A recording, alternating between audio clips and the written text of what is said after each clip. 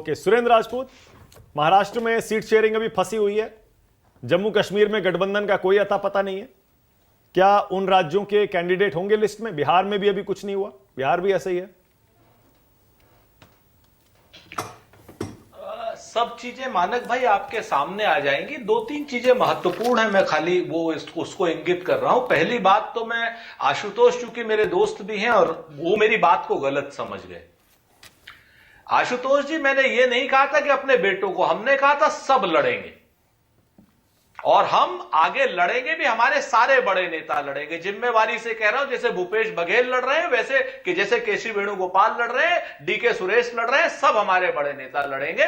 ऐसी हम कोई भागने वाले ना, हम भारतीय जनता पार्टी के लोग थोड़े हैं।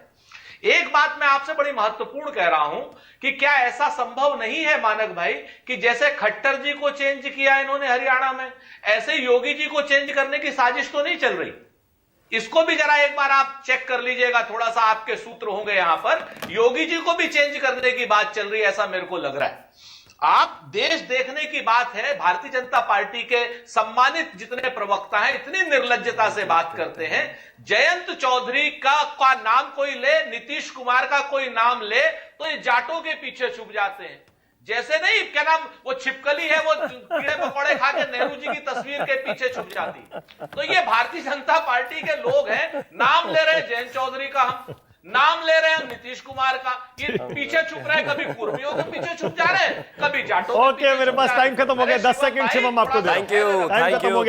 Thank you. मुझे लगा था कि अपने ऊपर आए हुए बातों का जवाब देंगे, लेकिन जिसको हम जीत कहते हैं और जिसको हम जीत का मंत्र कहते हैं, ये उनको साजिश लगती है। और एक कैडर बेस कार्यकर्ता के लिए और पार्टी के लिए समझना आसान है, लेकिन आप लोगों के लिए, राजाओं के लिए समझना बहुत मुश्किल है कि किस तरीके से सत्ता का हस्तांतरण होता है। अगर नायब सिंह सैनी आज मुख्यमंत्री बनते हैं तो वो खट्टर जी के पैर छूकर जाते हैं, और दूसरी तरफ अशोक गहलोत है, जब उनके लिए फरमान आया कि सचिन पायलट को बना दीजिए मुख्यमंत्री, तो लड़ बैठे और ये कहने लगे कि नहीं नहीं, ये कुर्सी मुझे छोड़ती नहीं है। आप क्या जाने कैडर बेस पार्टी क्या होती है भैया, आप तो लट बजाते हैं। सुनील साजन 10 second, Sunil 10 second, Sunil 10 second. और मैं चाह रहा हूं वो 200 वाली बात दोहरा दीजिए सुनील, आपके समर्थकों को बड़ी अच्छी लग रही होगी। सारी बात रखती, मैं केवल वाजपेयी जी को सुन रहा था। मैं वाजपेयी जी का बड़ा सम्मान करता हूं, और आपने वाजपेयी जी से बीच में कहा कि आप सरेंडर कर गए।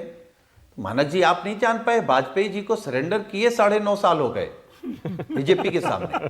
तो जवाब और ये सच है कि इनके जो दो दल हैं, चाचा और भतीजे, इनमें कोई न कोई इंडिया गठबंधन के साथ चुनाव लड़ेगा, और हो सकता है वाजपेयी जी इंडिया के लिए क्या बात है, बात कर रहे हैं। क्या बात है। इसी चुनाव में सुनील, इसी चुनाव में ना चाचा या भतीजा कोई एक आएगा। जी जी ये जी, जी, ये जी। सुनील साजन। आशुतोष 10 सेकंड। नहीं, मेरे को भी जवाब देना। वाजपेयी जी, नहीं, आशुतोष 10 सेकंड। मैं सुनील साजन की इस बात पर मोहर लगाता हूं कि वाजपेयी जी अगले किसी डिबेट में वो हम लोगों के साथ खड़े होते दिखाई पड़ सकते हैं। चलो सोचते रहिए। देखिए सुनील साजन जी, चाचा भतीजे की लड़ाई आपको ज्यादा एक्सपीरियंस है, हमारी तो बाद में हुई है, आपकी पहले हुई है। और पिता पुत्र की भी लड़ाई बहुत बढ़िया, हमें है। हाँ, तो बहुत बढ़िया। देखिए नैले पर नैला, नैले पर